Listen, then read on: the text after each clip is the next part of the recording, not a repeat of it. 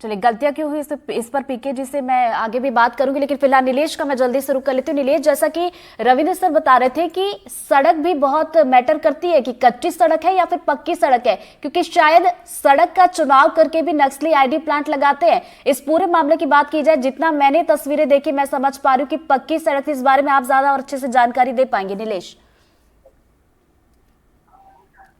जी, जो तस्वीरें आई हैं तो उसमें सीमेंट कंक्रीट सड़क है, ये पक्की सड़क है और सीमेंट कंक्रीट सड़क है। डामर वाली एक सड़क होती है जो, वो नहीं है, सीमेंट कंक्रीट सड़क है। इसलिए ही ज्यादा सवाल उठता है कि सीमेंट कंक्रीट सड़क पर अगर इस तरह का ब्लास्ट किया गया है और इतना बड़ा ब्लास्ट किया गया है, और जब जवान वापस लौट रहे थे अम्बेली, वो इलाका है अम्बेली, अपने आप में जो लोग वहां पर गए हैं या उन इलाकों के बारे में जानते हैं, जैसे रविंद्र जी हैं या ये सब के जो सर रहे हैं वो हैं, तो उन तो इलाकों में ऐसी जगह है जो नक्सलियों के लिहाज से शुरू से उनके लिए महफूज और जवानों के लिए खतरनाक रही है। और ये वही जगह है, कुटरू, अम्बेली, करकेली, ये सब जो वो इलाके हैं जहां पर सलवा जुडूम जैसी न्यू जो नक्सलियों के खिलाफ आंदोलन के तौर पर शुरू की गई थी, और जो जिसका अलग इतिहास रहा वो दूसरी बात है, लेकिन वहां से आवाज उठी और नक्सलियों के टारगेट इलाके पे वो जगह शुरू से रही है, चाहे वो 98 से 2005 की बात करें या 2005 से अब तक की बात करें। तो वो इलाका ऐसा है जो अबुझमाड़ को जोड़ता है, वो इलाका ऐसा है जो इंद्रावती नदी का किनारे वाला इलाका है।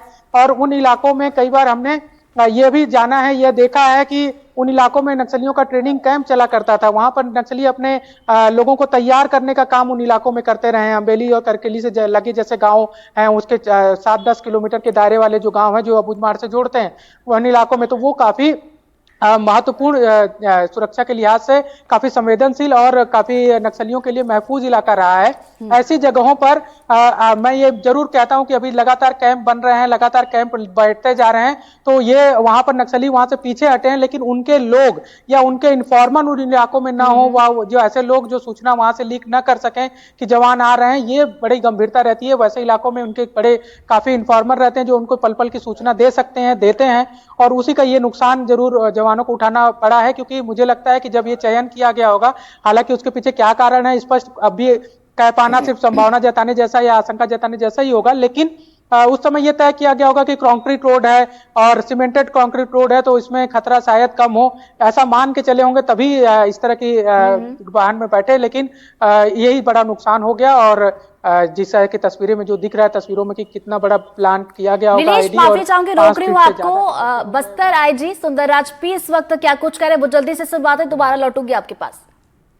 विगत दो तीन दिनों से जिला बीजापुर, नारायणपुर, दंतेवाड़ा के सीमावर्ती इलाका में सुरक्षा बल द्वारा अभियान संचालित की जा रही थी। इस अभियान में टोटल अब तक 5 माओवादी की डेड बॉडी रिकवर की गई थी। हमारे एक जवान मुठभेड़ में उनका शहादत भी हुआ।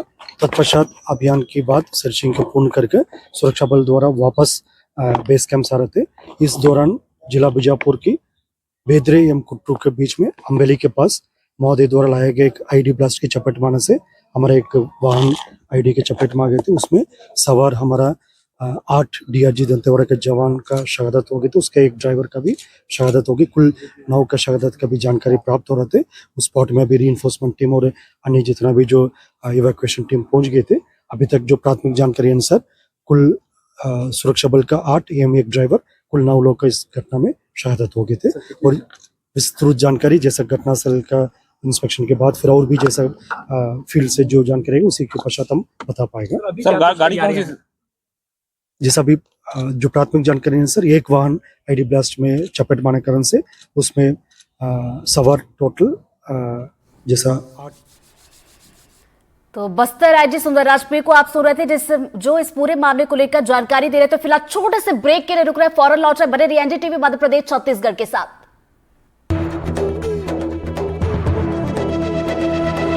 ये है एनडीटीवी और आप देख रहे हैं एनडीटीवी मध्य प्रदेश छत्तीसगढ़।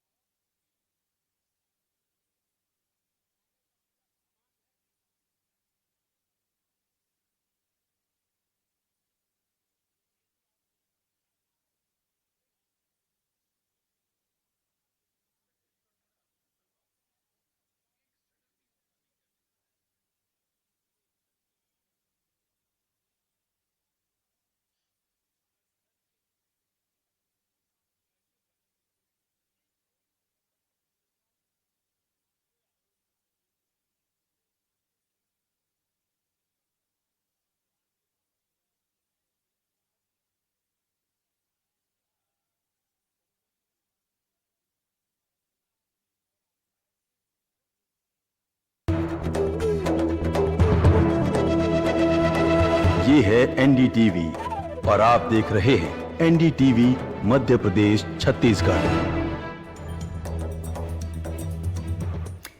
और छोटे ब्रेक के बाद एक बार फिर से आप सभी का स्वागत है। और आज नक्सलियों ने इस साल का सबसे बड़ा अटैक किया है जवानों पर, जिसमें हमने हमारे 8 जवानों को खो दिया है, तो वही एक ड्राइवर भी इसमें शहीद हुआ। इस पर हम लगातार बातचीत कर रहे हैं, हमारे मेहमान हमारे साथ लगातार बने, उनका रुख करेंगे। लेकिन जरा एक बार फिर से आपको ये तस्वीरें दिखा देते हैं। ये मौके की तस्वीरें आपको दिखा रहे हैं, बीजापुर के कुछ मार्ग की तस्वीर आप जरा देखिए, हथियारी तस्वीरों में आपको नजर आ रहे होंगे।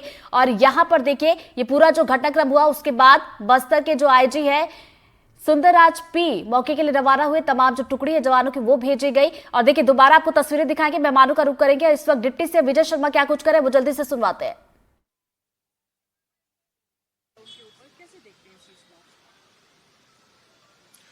8 जवान हमारे शहीद हुए हैं, एक ड्राइवर भी उसमें थे, शामिल थे। और ये आईडी ब्लास्ट से हुआ है, जिला बीजापुर में हुआ है। डीआरजी के जवान थे सारे, दंतेवाड़ा डीआरजी के जवान।